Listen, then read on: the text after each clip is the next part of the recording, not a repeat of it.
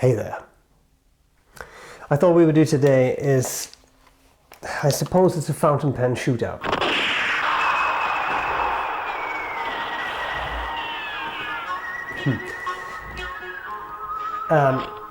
And what we would do today, I thought, is look at 5 clear, large capacity ink pens.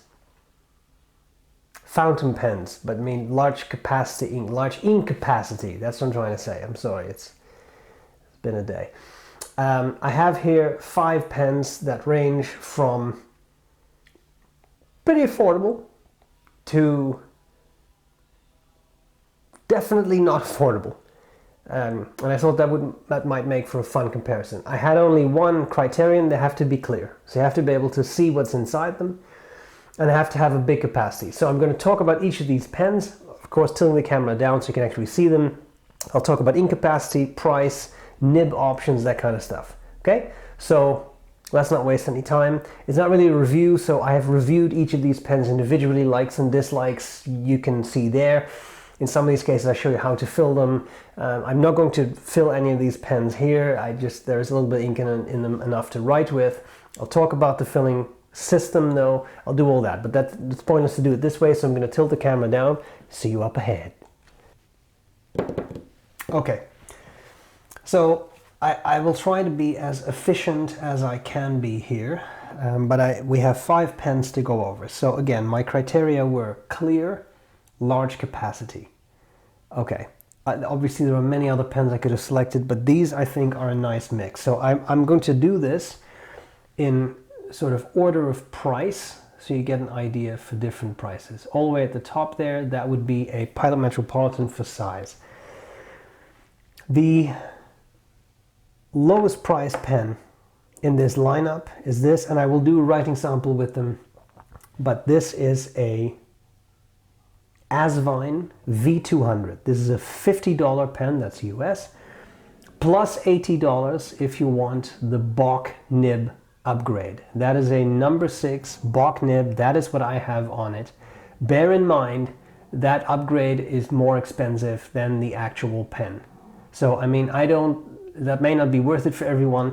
You can get it with an Asvine nib. I've used Asvine nibs. They're very nice nibs. It's just 50 bucks then. Okay. I'll talk about filling system in just a second, but for now, let's just do the lineup of the pens. The next one, imagine you say, okay, well I've saved up a little bit more money, I want to buy something else. Opus 88. This is an Opus 88 Omar. As you can see, also a big pen, girthier than the Asvine. Again, I'll come to filling systems. This has a number 6 Jowo nib. And that's it. There's no other nib exchange options. You can just buy a bunch of different grades of whatever you like best. Okay. If you jump up a little bit, you say, okay, well, I actually saved up a bit more money. I want to buy something else. You could get this. This is a TWSBI VAC 700R. This happens to be the kyanite finish, but I mean, there are other finishes. As the name suggests, vacuumatic filler, but I'll get to that. Number 6, Jowo nib. I'm pretty sure they have switched nibs a couple times. I'm pretty sure it's Jowo nibs at this point, but maybe I'm wrong, then please correct me.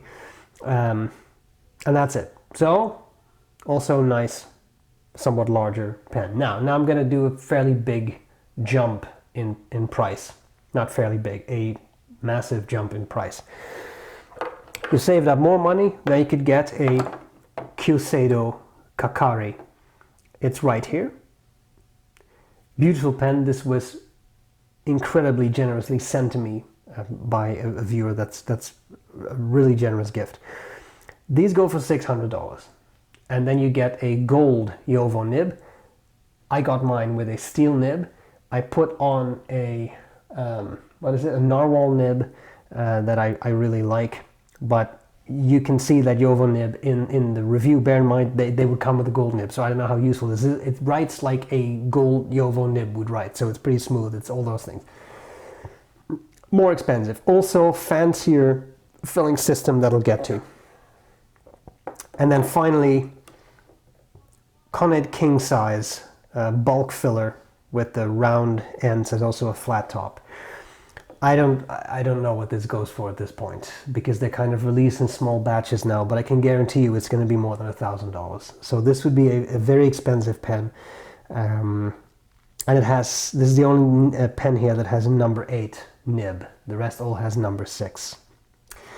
Okay, let's talk about filling systems, and then I will talk about capacity, and then I'll talk about some likes and dislikes, but to keep this a little dynamic, I'll do that as I do writing with each pen. Otherwise, I know this is a very static display. So let's maybe give these pens a little bit more room so you can see them a little bit better, and I'll just talk about the pens. So, Asvine V200, this is a vacuumatic filled pen. That means you unscrew this end, you pull it out, there's a rod in there, you push it back in a bottle of ink, it generates a vacuum, the vacuum pops here, ink gets drawn in. A similar system, I'll just skip the Omar, a similar system on the TWSBI VAC 700, also vacuumatic filler, so works the exact same way. Primary ink chamber, secondary ink chamber. I've talked about that in other videos. So that would be that. The Opus 88 probably has the most involved filling system because it's a one-way shut-off valve. That means you have to unscrew the section, use an eyedropper to drop in ink, and then you may be able to make out this rod you can see through the translucent material. That shuts off a secondary ink chamber, primary ink chamber, secondary ink chamber. You twist this knob at the end that pulls the rod out a bit, opens the secondary ink chamber, you get a wetter flow. If you don't do that with any of these pens, at some point they'll stop writing. All of them have secondary ink chambers. At some point they're dry and they will stop writing. So for longer writing sessions, you have to open up those ink chambers by turning those knobs at the end. Okay, the Q-Stato Kakari has a interesting filling system. You unscrew this end, you pull it out, so pull it back out, this rod pulls back. There are, I don't know all the technical terminology with all this stuff, I always realize, but there are little rods on there which have to go into these clutches. That sort of connects the rod to the seal. You unscrew the seal, now you can push it back in, and then it works like a draw filler. So you put it in ink, and you just draw this rod back out. That creates a vacuum inside, and you have ink in it. I will say the Q-Stato probably has the most effective filling system of this entire lineup, because it fills almost the entire barrel with ink in a single go. Even the Conet does not do that. And then when you're done, you unlatch those rods from those clutches again. You first screw the seal back in place, you undo those latches, you gently push that rod back in, you screw the knob back in place, and you're ready to write until the secondary ink chamber runs dry.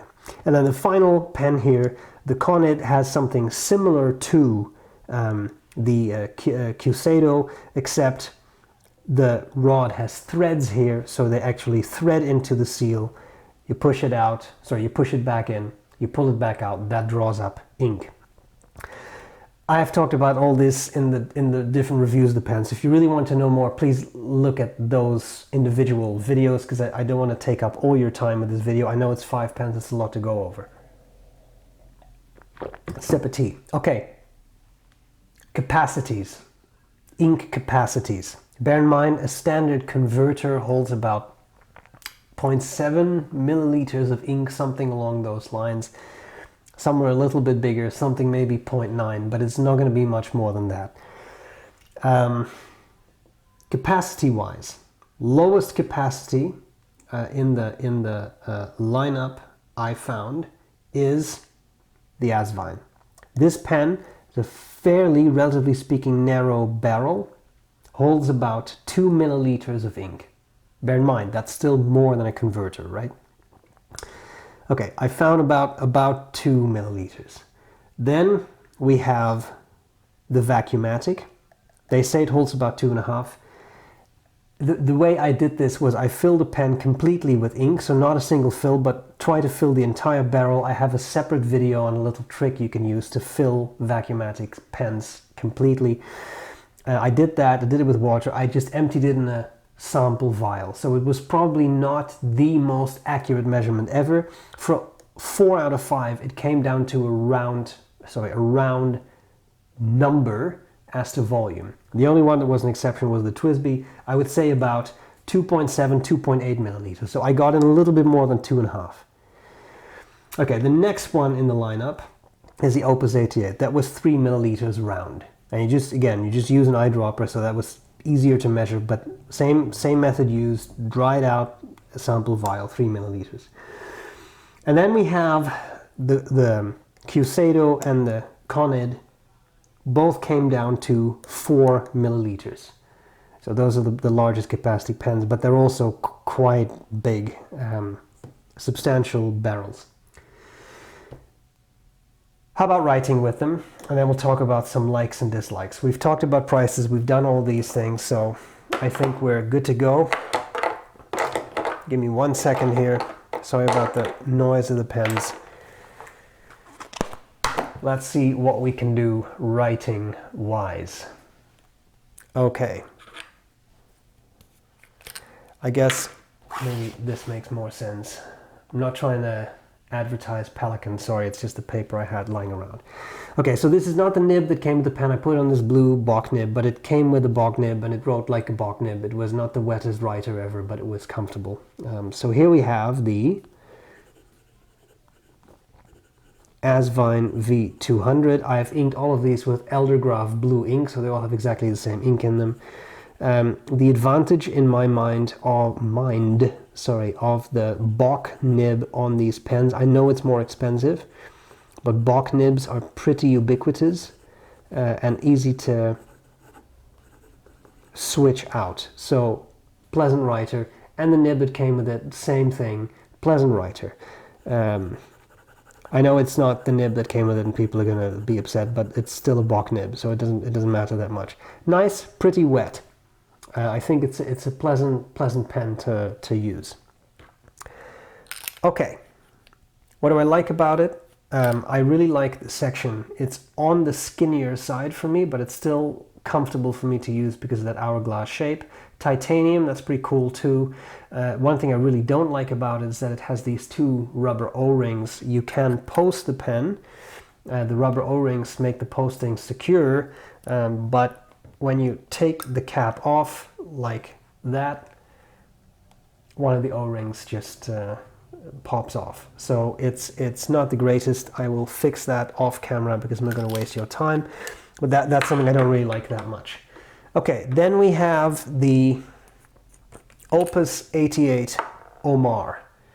Nice, this is a fairly bulky pen. It feels fairly bulky. So, Opus 88 Omar, this is a broad steel nib, it's Jowo, and it's what came with the pen. I'm sorry I don't have all the original nibs on there, but I know what they wrote like out of the box, so I'm trying to talk about that. This is a nib I really like. It's very smooth, very pleasant, and it's really quite wet. What I like about this pen is its overall shape and size. I like the slightly added girth. I think it's quite comfortable. I also think it looks kind of neat, and it has a nice filling system. One-way shut-off valves are not that common, but it's a very nice system. As you can see, I did not open the valve right now because there's enough ink in the secondary chamber, but I could do that. Would it get a little wetter? Yeah, but people sometimes think it will go from Kalahari dry to sort of like Atlantic Ocean wet. It does not. The difference is fairly minimal. I wouldn't have too great expectations. Doesn't post really, but it's, as I said, it's a pretty big pen. One thing I don't really like about it is this section I kind of have a love-hate feeling relationship with. It's a very hard plastic, and that may not make sense to you, but maybe you know what I mean. It feels very hard. It's hard to explain, but I've talked to some other people who have this pen, they said the same thing. Yeah, it feels hard somehow. It's hard to explain. I do think it's a very nice pen. So I mean, I do really like using it, and I like that you can kind of see the nib as you cap the pen. Okay, then we have the TWSBI VAC 700R. This one has a 1.1 millimeter stub nib. So you get natural line variation,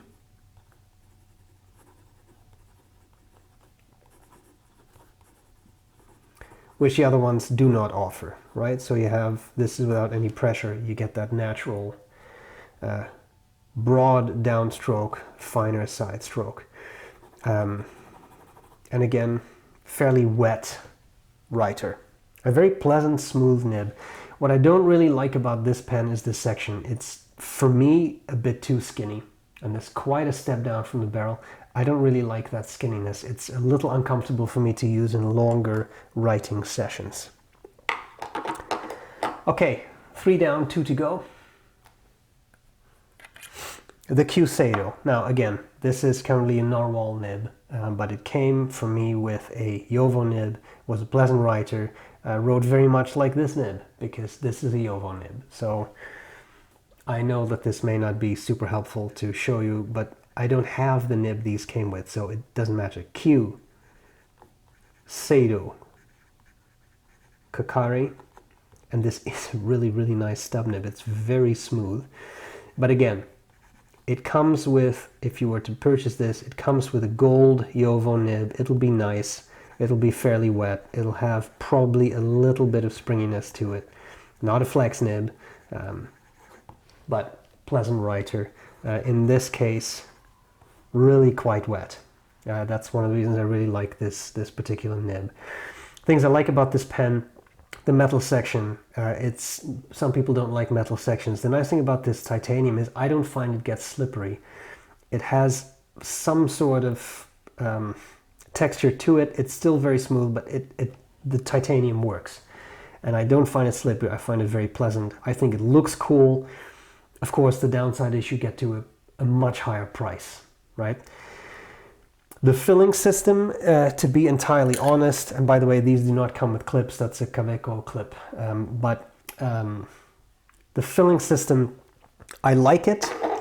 I like the Conid filling system a little bit better because of the threads screwing into the seal. I find that a little bit more intuitive, a little bit easier to use, but I mean, to each their own.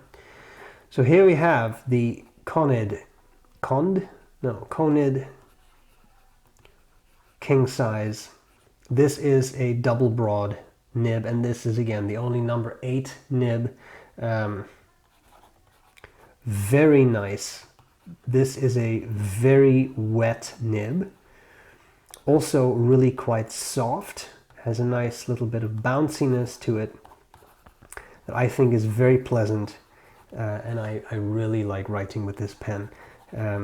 Like I said, very, very wet, this one. I love everything about this pen. It's about the same size as a Montblanc 149, but I would pick this over a 149 any day of the week. That's just my preference. It doesn't have to be yours. It works well. If you want to post it, you can post it. I think the clear body looks fantastic. You can see the cool filling system. You can see the ink. The section is very comfortable, just a little thicker and girthier than the Shootout. I love that, but it is a king size. This is their oversized model. I just love the way this pen feels. It's so reliable. It's a great writer. It's ebonite feed, number 8 nib. It looks neat. It feels neat, but it's very expensive. And let's just call a spade a spade. It's very, very expensive, and the Conids, I know a lot of people want to have them. They're very hard to get. They're making their stuff in very small batches now. The people miss out. I know it's frustrating, but there you are. So likes and dislikes. The final thing I will say is, now what if you say, okay, so I can get 4 milliliters out of a Conid. It's not enough. I still want a clear pen. I want more than 4 milliliters. Well, then you can get a great exposition, and this would be something you have to be very, very kind, smile at William Shakur, and he might be able to make you one of these. This is something he made for me. It's based on the Conway Stewart Great Exhibition, so I call this my Great Exposition. This is a double broad titanium nib. This is a pen.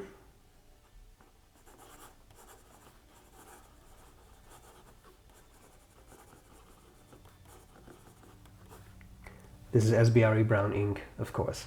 This holds 14 milliliters of ink. So if you never want to run out of ink, then you can do this. I'm just showing you this as a bit of a joke. But this is a pen that I absolutely love. If you want something huge, and you want it to be clear, and you want it to be the biggest ink capacity you'll ever hold, clearly it has a bit of dust in there, I think. There you go. This is your pen. But then you gotta get William to make you one. They're not in his standard lineup. So there you go. 5+1 pens, big, clear, massive ink capacity. I hope this was useful. I hope I haven't bored you to death. If you enjoyed the video, please let me know, because otherwise I don't know if what I'm doing is interesting to people. Thank you so much for watching, and I'll gladly see you later. Bye.